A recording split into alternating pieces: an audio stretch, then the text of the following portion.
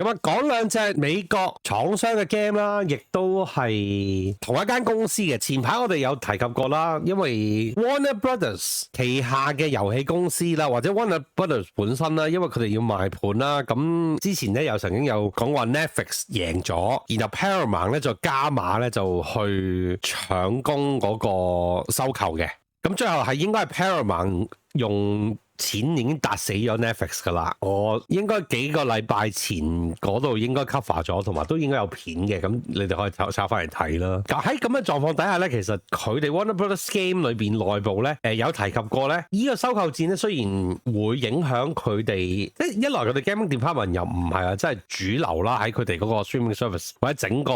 收購裏邊其實唔係啲好重點嘅嘢嚟嘅。咁但係 Game Department 都有佢哋自己嘅營運啦，同埋嗰個營收嘅。佢哋最出名嗰隻 game 就一定係 Harry Potter 嗰隻 Hogwarts Legacy， 咁樣賣得幾好嘅。同埋佢哋都講話2027年同埋28年咧已經準備咗好多遊戲咧去推出，就賺多啲錢噶啦，幫佢哋間公司。Warner Brothers Game 旗下另外有一間公司咧就有兩個格鬥 game title 咧，我哋都幾關心嘅。第一隻就係 Mortal Kombat 啦，第二隻就係 Injustice 嘅。咁 Mortal Kombat 咧，當然大家都知道，其實前年推出嗰隻 Mortal Kombat One 咧，基本上就完成咗噶啦。兩個 season 完咗之後咧，就唔會再更新啦，亦都唔會有新角色啦。成條 Mortal Kombat team 咧就已經 move on 咗去第二個 project 噶啦。咁但係咧 Mortal Kombat 其實就仲有推出一啲叫做 Legacy Collection 嘅嘢嘅。咁我唔知香港有幾多人買呢隻 Legacy Collection 啦，應該少之又少啦。呢啲咁美國式嘅 title 係咪？咁但係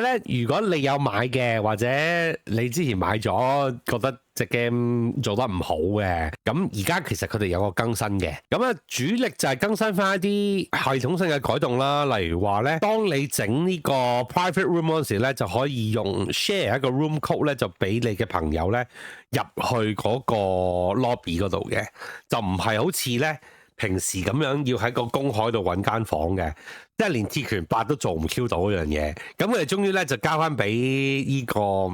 Legacy Collection 啦，咁另外仲有啲 AI 嘅 bug fix 啊，加翻啲電腦嘅 difficulty 嘅改動啊，咁樣。咁我自己都唔係好知嘅。咁如果你話買咗隻 game 嘅話咧，就可以留意下。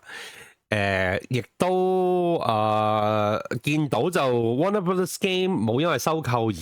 太大影響啦，受到。佢哋啲 game title 都仲繼續有 work 喺度嘅啦。Patch Note 呢啲唔特別 go through 啦，咁啊叫做如果有買過或者有諗住買嘅，咁佢哋有啲嘢改善咗，咁可能翻去 check 下睇下有冇減價，或者係咪真係好想試下咁樣就可以買嚟試下啦。咁樣都幾多嘢嘅喎，其實係啦，個 list 都幾長嘅，咁我相信都應該有唔少嘅改動啦。咁樣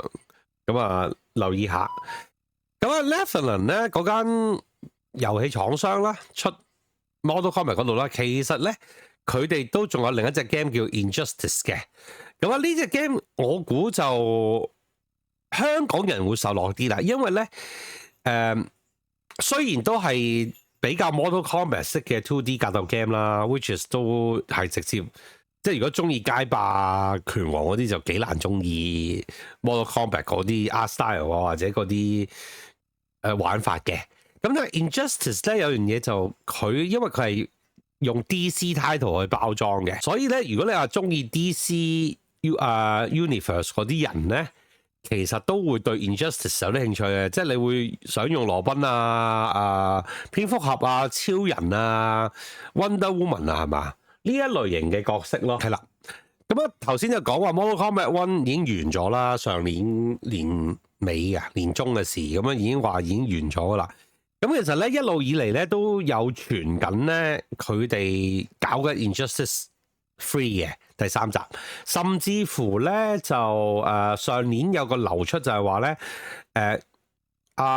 超人嗰個演員啊，咁佢有一次去個簽名會嗰度咧，咁有個 fans 問佢：喂，你而家搞緊咩啊？咁佢係嗰個超人嘅演員咧，係唔覺意講咗句：我哋其實搞緊隻 game 叫 Injustice 3咁樣，可能配緊音啊、剩啊嗰啲嘢。咁啊流出咗嘅對話，咁之後當然即刻補飛，嗰個 fans 即刻補飛又話冇聽過啊，什麼咁樣啦。咁但係而家講緊咧就都有另一個傳聞出現咗啦。但係咧喺3月頭嘅時候咧，Injustice 2咧係有一個大 patch 嘅，或者唔係一個大 patch 啦，佢有人 detect 到咧呢隻2017年嘅舊 game 咧，去到2021年咧，其實已經冇再任何 update 咧。有一個新嘅 update 係今年嘅3月咧俾咗佢嘅，咁到嗰度咧淨係會其實佢哋好似大約咧 remove 咗千零個 file 啊，改咗隻 game 嘅某啲嘢啦咁樣。咁但係咧，如果你話綜合嚟睇咧，就網上面都冇人討論話究竟，大家都唔知改咗啲咩嘅。Netherlands 亦都冇提及到佢哋究竟改咗啲咩，但係呢個 patch 咧就總共咧 remove 咗500個 files 啦，另外咧就改動咗1260個 file 啦咁樣。咁有人大家相信咧，就可能佢哋喺舊嗰啲地方度攞啲新嘢出嚟試下，或者係攞啲 access 去俾Injustice 3去用咁樣。所以先至會有一個傳聞走翻出嚟就話其實佢哋應該 Injustice 3都差唔多會公佈啦咁樣。始終啦，其實